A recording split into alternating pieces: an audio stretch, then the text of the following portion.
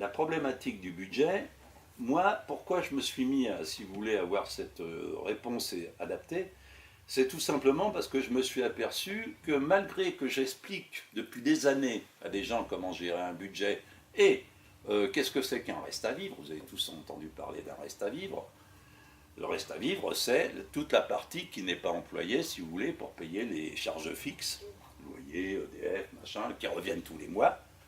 Et c'est en règle générale ce qui vous reste pour vous nourrir, sortir, aller en vacances et payer vos loisirs et vos vêtements. Voilà, ça c'est ce qu'on appelle le reste à vivre. Quand il y en a. Moi malheureusement j'ai beaucoup de gens où c'est vraiment assez minime. Et de plus en plus ça commence à diminuer même chez des gens qui apparemment auraient les moyens. Donc ça concerne beaucoup de monde. Alors s'il y a des problèmes pendant que je vais vous expliquer tout ça, vous m'interrompez et puis on voit. Hein, n'hésitez pas à me dire s'il y a un truc qui vous paraît bizarre. Alors, je vais vous poser, si vous voulez, moi, c'est venu de deux questionnements que j'avais. Le premier, c'est, j'expliquais aux gens ce que c'était un reste à vivre, comme je viens de le faire là, je leur faisais le calcul de leur reste à vivre, je leur donnais, et 2-3 ans après, ou même des fois 6 mois après, on était au même point. Alors je me suis dit, il y a un problème. Comment se fait-il que, alors que je leur ai expliqué, qu'ils étaient d'accord, qu'ils m'écoutaient bien, qu'ils participaient, comment se fait-il que ça ne fonctionne pas? Et puis, bon, en réfléchissant, j'ai posé 2-3 questions. Alors, je vais vous les poser pareil, et puis ça vous permettra de voir un petit peu où on en est. Par exemple, il y a une question qui est assez simple. Vous avez un bon travail, vous gagnez 2000 € net par mois, et vous avez envie de vous offrir une... Oui, c'est pas mauvais, 2000 € net par mois pour des jeunes qui débutent. Vous gagnez plus, vos BPGEP? Parce que alors là, je vais me... 2000, c'est plus Paris. Voilà. Le Mans, c'est... Oui, non, mais bien sûr, c'est une image. Mais les charges sont moins... Bon, voilà, le problème n'est pas là, c'est simplement pour vous donner un ordre d'idée. Vous pourrez faire ça avec 1500 €, vous pourrez faire ça avec 1000 €, vous allez voir, le problème est le même. Si vous avez, mettons, 2000 €, donc ma famille lambda, ils ont 2000 €, ils ont besoin d'une chambre à coucher, est-ce qu'ils peuvent prendre sur 20 mois, par exemple, un crédit de 100 € par mois? 2000 €, 100 € par mois, est-ce que vous pensez que c'est faisable? Donc vous êtes, la réponse que vous donnez, c'est la réponse de 98% des gens que j'ai interrogés. Oui, on peut, avec 2000 €, payer 100 € par mois. Je vous répète la question d'une façon différente. Vous avez 2000 €, il vous reste 500 € de reste à vivre. Est-ce que vous pouvez prendre un crédit de 100 € par mois? Vous avez la réponse de 98% des gens. C'est-à-dire que si vous avez 100 € sur 500 €, il vous reste 400. Et là, je suis gentil. Hein. Il y a des gens, c'est 300 € qui restent. Hein. Donc quand on enlève 100 €, c'est fini. On n'en parle plus. Mais le problème, c'est que quand on leur parle de 100 €, on leur dit, vous avez 2000 €, on va enlever 100 € sur 2000. Or, ce n'est pas ça du tout le problème. C'est qu'en fin de compte, quand on a l'application dont je vais parler tout à l'heure, on voit bien que ça ne s'enlève pas sur les biens, ça s'enlève sur le reste à vivre. Alors ça pose deux problèmes. Le problème, c'est de savoir quel est son reste à vivre et de l'avoir intégré. Puisque nous, je vous le dis, on l'expliquait aux gens. Sauf que les gens, au bout de 6 mois, ils avaient oublié. Ils avaient oublié pourquoi. Pourquoi a-t-on oublié? Je vais vous expliquer, c'est très simple. On a fait ce qu'on appelle un pilote de budget. Alors un pilote de budget, c'est vous mettez tous les mois ce que vous avez à payer, ça se fait dans les sociétés, hein, prévisionnel de trésorerie, ça s'appelle. On met tous les mois tout ce qu'on a à payer, bon, il y a des mois où on a moins à payer, il y a des mois où on a plus à payer. Et normalement, on fait le calcul de tout ça, à la fin de l'année, on tire un trait, et ça fait tant par mois. Sauf que si vous démarrez en janvier, par exemple, vous avez moins à payer qu'en février, ou qu'en mars, ou qu'en septembre, ou qu'en décembre. Alors je vous pose une autre question. Imaginez que vous ayez en janvier peu de choses à payer, ce qui est le cas pour la plupart des familles, puisqu'on a tout payé en décembre en général. Janvier, il y a moins de problèmes. Donc vous avez en janvier 800 ou 900 € qui vous restent.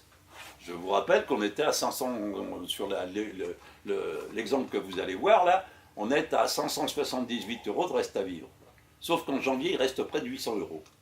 Est-ce que vous pensez réellement que quand il va y avoir 200 € de plus en janvier, les gens vont le laisser sur leur compte courant jusqu'en décembre?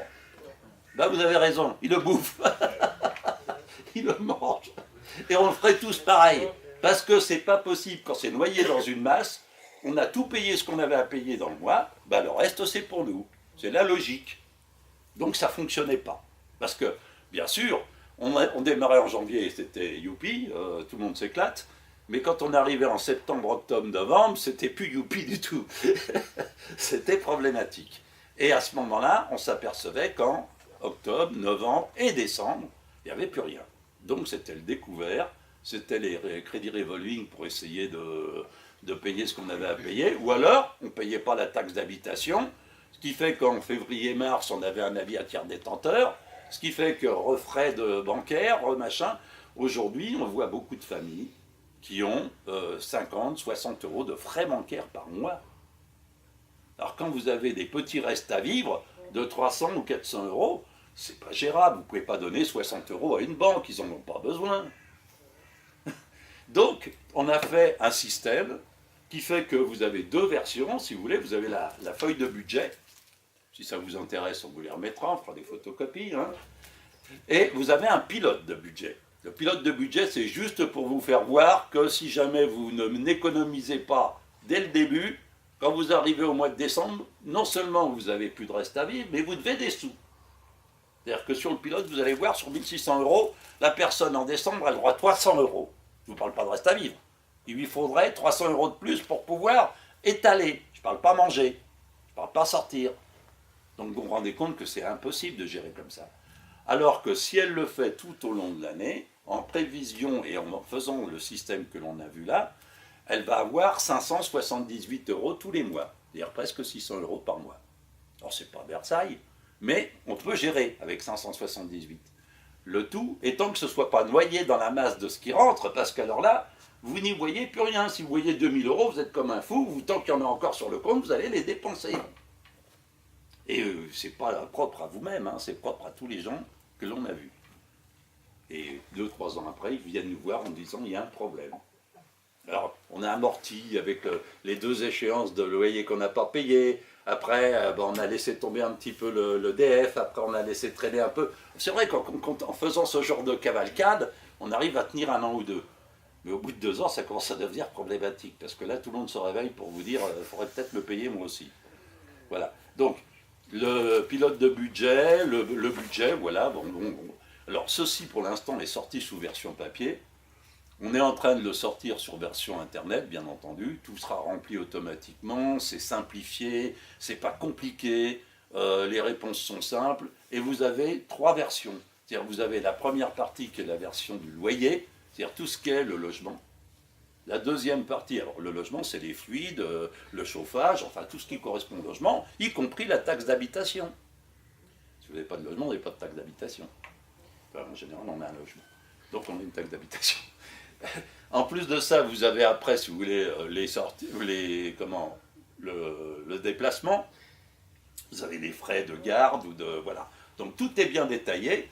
Et ce qui est intéressant, c'est que quand vous voyez tout ça s'accumuler, que ça est retranché de ce que vous gagnez, vous avez votre reste à vivre. Sauf que, on en revient à la question du départ. Quand vous vous êtes engagé pour un crédit, vous êtes engagé sur ce que vous rentrez. Là, vous allez vous engager, et on vous le marque bien dans le logiciel que l'on va vous donner, et dans la méthode, on vous dit bien que, et c'est mis dans les crédits d'ailleurs, dans un crédit, il est marqué, un crédit vous engage et doit être remboursé. Et vous devez vérifier votre solvabilité. Sauf qu'on ne vous donne pas les moyens de vérifier votre solvabilité. Parce que le moyen de le vérifier, c'est ça, de savoir combien il vous reste tous les mois, et pas exactement ce que vous pensez. Parce que les jugements sont toujours très optimistes. Du fait que l'on ne voit que ce qui rentre. Rarement tout ce qui va sortir. Et quand on voit tout ce qui va sortir, on en oublie. Moi j'en ai qui ont oublié qu'ils payaient des impôts. J'ai plein de gens des fois avec qui on a fait des trucs comme ça. Il y en a qui oubliaient qu'il fallait payer des impôts. Je dirais que c'est facile d'oublier ça. Moi-même de temps en temps j'aimerais bien les oublier. Sauf qu'en fin d'année ils sont là. Et puis ils quêtent. Donc, vaut mieux quand même avoir le répondant.